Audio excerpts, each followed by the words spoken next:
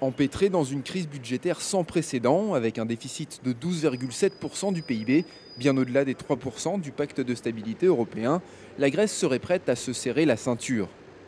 Un sondage publié dimanche montre que 6 Grecs sur 10 soutiennent le plan de sortie de crise annoncé par le Premier ministre Georges Papandréou.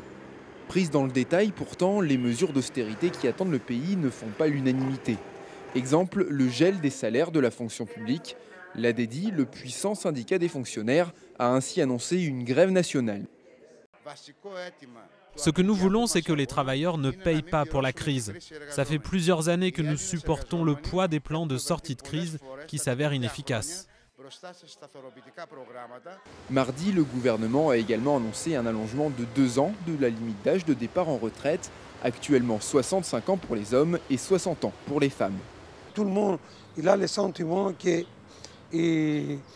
l'État n'a pas d'argent, il a un grand déficit, il a une grande dette, mais ce n'est pas nous qui on a tiré cet argent. Il y a les responsables qui ont tiré cet argent et l'État, il faut trouver ces responsables pour payer pour la diminution de la dette ou la diminution du déficit. Par responsable, comprenez les Grecs coupables d'évasion fiscale. Un phénomène massif ici qui représenterait jusqu'à 30% du PIB. À droite, l'opposition a montré depuis le début de la crise son intention de soutenir le gouvernement socialiste.